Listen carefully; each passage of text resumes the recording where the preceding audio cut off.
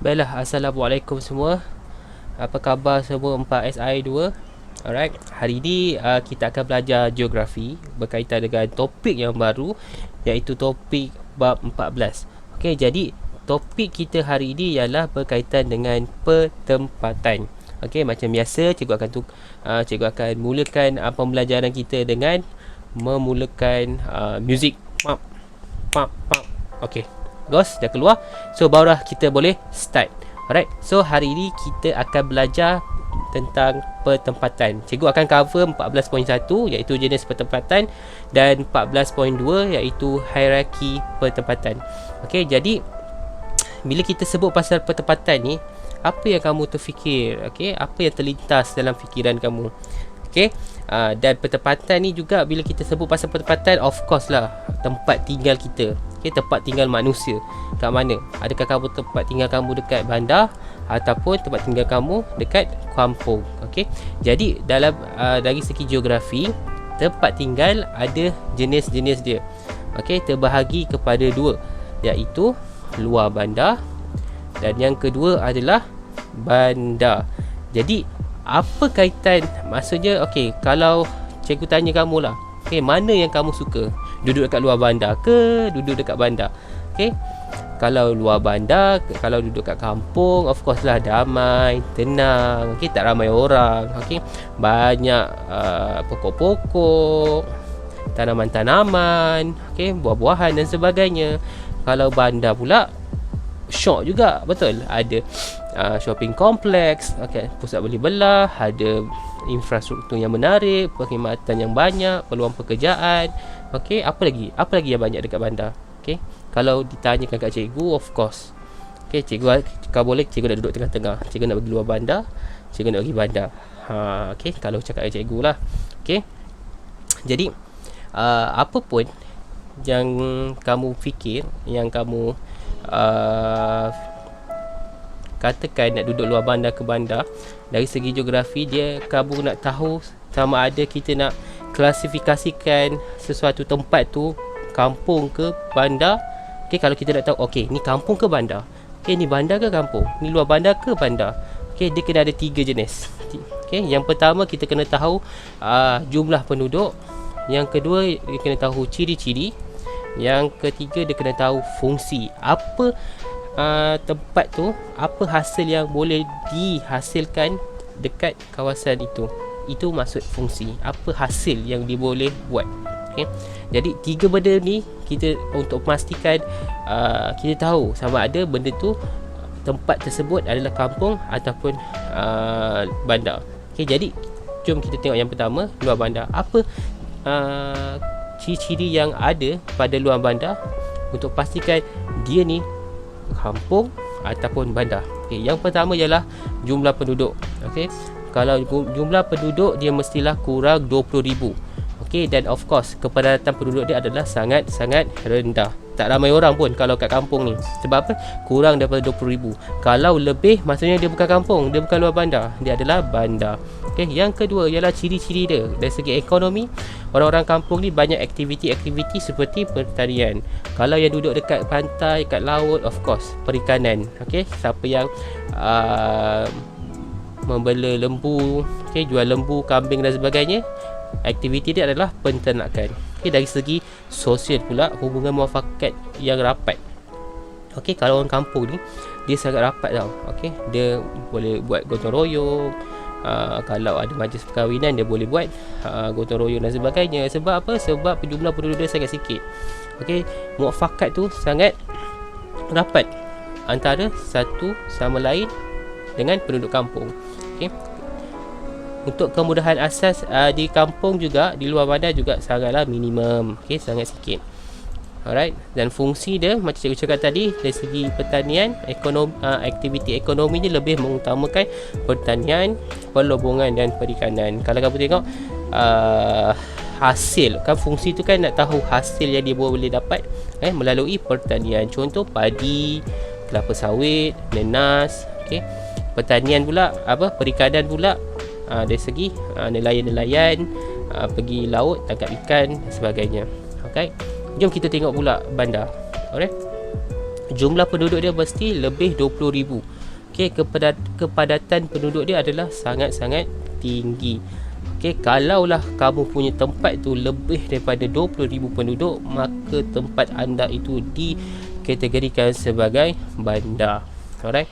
So ciri ekonomi dia guna tanah dan kegiatan ekonomi. Okay, kat sana tak ada tanah kosong. Semua tanah digunakan untuk bina bangunan, bina universiti, bangunan syarikat dan sebagainya. Memang bandar ni tanah dia mesti digunakan, guna tanah. Aktiviti guna tanah tu banyak dekat bandar. Dia buat rumah, shopping complex dan sebagainya. Dari segi sosial, kemudahan sosial dia sangat tinggi. Pengangkutan, infrastruktur pun sangat banyak dan kemudahan asasnya sangat banyak. Contoh-contoh dia pengangkutan, apa lagi, pelancongan, pendidikan dan sebagainya. Dan fungsi aktiviti ekonomi dia lebih mengutamakan perniagaan dan perkhidmatan. Perniagaan dia apa contoh-contoh dia?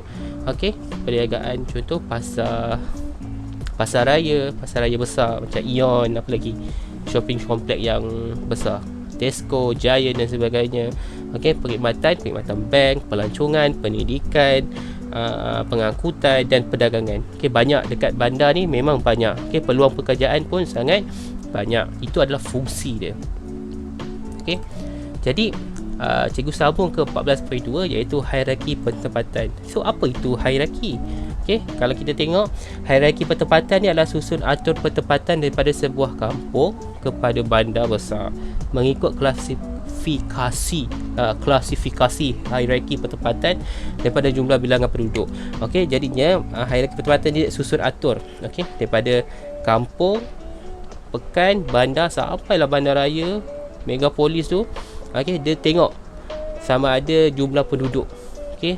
Dia klasifikasikan kampung, bandar semua tu mengikut jumlah penduduk dekat kawasan penempatan tersebut. Cikgu akan bagi contoh. Ini adalah contoh hierarki penempatan. Kalau kita tengok daripada kampung, atas sikit pekan, bandar, bandaraya, metropolis dan paling banyak penduduk adalah megapolis. Dari segi penempatan, kampung memang banyak. Dari segi populasi penduduk, of course kampung paling sikit. Yang paling banyak populasi penduduk dia adalah megapolis. Penduduk dekat kawasan bandar sahaja, bukan negara, bukan negeri, dekat kawasan bandar sahaja, kawasan sesuatu tempat tersebut. Dari segi perkhidmatan sama juga, kampung paling sedikit dan megapolis paling banyak. So apa benda megapolis ni? Metropolis, bandaraya, bandar, pekan, kampung ni. Macam mana kita nak tahu, macam mana kita nak kategorikan kampung ni adalah kampung, pekan ni pekan, bandar ni bandar, megapolis macam mana? Alright, so cikgu akan terangkan dengan terperinci sedikit. Alright, so hierarki penempatan berdasarkan jumlah populasi dan contoh penempatan. Cikgu akan bagi jumlah populasi dan contoh kalau kampung, alright, jumlah populasi dia mesti 100 hingga 999 sahaja, di bawah 1000. Kalau penduduk dia bawah 1000, maksudnya dia adalah dikategorikan sebagai kampung. Tempat tersebut adalah kampung. Contoh dia adalah Felda Sahabat dekat Sabah. Dekat Felda Sahabat ni cuma populasi dia bawah 1000 sahaja, sangat sedikit. That's why dipanggil kampung. So manakala pekan pula, jumlah populasi dia mesti 1000 hingga 19000 penduduk. Bawah daripada 20000. Contoh dia adalah Pekan Tenom, Sabah. Kalau kamu duduk kat Seri Menanti, kamu duduk kat Baik Jawa, cikgu rasa kita ni, macam cikgu duduk kat Baik Jawa, of course kita dalam kategori pekan Baik Jawa, pekan Seri Menanti. Kita tak belum lagi kita dah pecah rekod dah daripada kampung. Kita tak panggil kampung Baik Jawa, kita panggil pekan Baik Jawa, pekan Seri Menanti, sebab populasi penduduk kita lebih daripada 1000 dan kurang daripada 20000. Macam mana kalau lebih daripada 20000? So dia dipanggil bandar. Sebab apa? Bandar kategori dia, populasi dia mesti 20,000 hingga 99,999. Banyak betul 99 dia tu. Contoh cikgu bagi dekat Bandar Muar. Kalau cikgu kalau kita tengok penduduk dekat Muar mengikut pada tahun 2010 sebanyak 62,330. Okay, mengikut banci lah pada 2010. Tapi sekarang dah 2020 kita tak tahu berapa jumlah penduduk sekarang. Okay, maybe bawah lagi, dia tak sampai lagi lebih 100,000, tapi dia di antara 20,000 hingga 99,999. Alright, Muar adalah salah satu contoh bandar. Macam mana pula dengan bandaraya?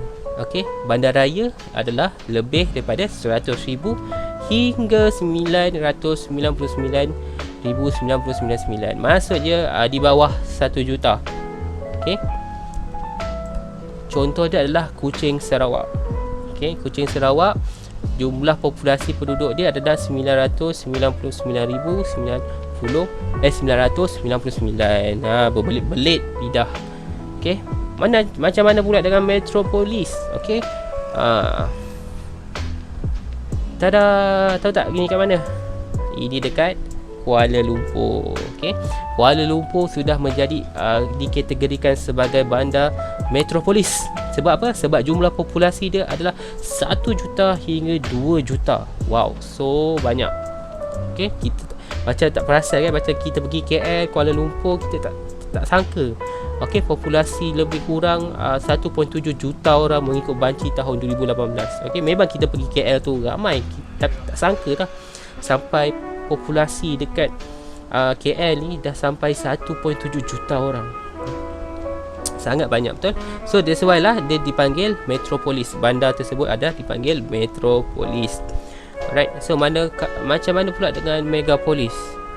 Jumlah populasi dia lebih daripada 3 juta penduduk. 3 juta penduduk kau macam mana tu? Dia bukan negara tau. Okey, dia pertempatan. Maksudnya bandar tersebut ada 3 juta penduduk. Okey, bukan negara, bukan negeri, tapi bandar tersebut. Okey, apa contoh dia? Contoh dia adalah kat mana ni? Shanghai, China. Okey, Shanghai, China adalah negara megapolis, iaitu negara yang paling banyak penduduk. Bukan negara, okey, bandar yang paling banyak penduduk. Sebab apa? Dia lebih daripada 3 juta. Okey, kalau kita tengok megapolis ni, contoh-contoh bandar-bandar yang dapat kategori megapolis ni, semua dia adalah bandar-bandar daripada negara-negara yang maju. Contoh negara maju yang ada populasi lebih 3 juta ni, bandar dia adalah bandar Shanghai, China, okey, Amerika Syarikat, New York dan sebagainya. Okey, kita tengok dekat negara tu maju, of course dia punya populasi dia lebih daripada 3 juta penduduk bandar tersebut lah. Jadi itu sahaja untuk topik pelajaran kita hari ini. Jadi sebelum tu, okey, jangan ke mana-mana. Okey, cikgu ada soalan-soalan panas. Okey, bila cikgu biasa cikgu bila buat soalan ni tak ni pun, tak ada dalam buku pun jawapan dia. Okey, biasa cikgu buat soalan-soalan kebat. Kamu kena fikir sendiri, kamu kena cari sendiri dengan betul. Alright. So soalan-soalan dia adalah, soalan pertama, berikan satu contoh kegiatan ekonomi yang terdapat di tempat tinggal anda. Nyatakan sekali nama tempat. Okey, cikgu nak kamu bagi tahu nama tempat kamu. Okey, dan beri contoh kegiatan ekonomi. Okey, contoh cikgu bagi cikgu sekarang tinggal dekat Parit Jawa, berdekatan dengan Pantai Leka. So dekat Pantai Leka tu banyak nelayan. Okey, nelayan tangkap ikan dan sebagainya. So contoh kegiatan ekonomi kat tempat cikgu ni, kat Parit Jawa ni, dekat Pantai Leka ni, adalah contoh dia ada, contoh kegiatan ekonomi dia adalah perikanan. Okey, perikanan. Sebab apa? Sebab dia berdekatan dengan pantai, banyak nelayan. So nelayan tangkap ikan, itulah ekonomi, sumber ekonomi dekat kawasan sini. Itu adalah contoh. Cikgu bagi contoh dekat kawasan cikgu. Macam mana pula dengan kawasan anda? Okey, berikan jawapan. Dan soalan kedua adalah berikan dua contoh sahaja kegiatan ekonomi yang terdapat di bandar Shanghai, China. Okey, kita dah tahu dah Shanghai, China ni megapolis, penduduk dia lebih 3 juta. So agak-agak apa kegiatan ekonomi dia? Kita tahu. Kamu kena cari sendiri dekat internet ke, kat mana-mana ke, kat sumber mana-mana. Okay, kamu cari apakah dua contoh kegiatan ekonomi yang ada di bandar Shanghai. Okay, so berikan jawapan anda di ruangan komen kat bawah. Okay, jangan lupa tulis nama. Lepas tu tulis jawapan kamu masing-masing. Alright, itu saja untuk pelajaran kita pada hari ini. Cikgu harap kamu semua dapat faham apakah maksud pertempatan, jenis pertempatan dan hierarki pertempatan yang cikgu ajar, yang cikgu terangkan ini. Alright. Assalamualaikum. Itu saja. Terima kasih semua.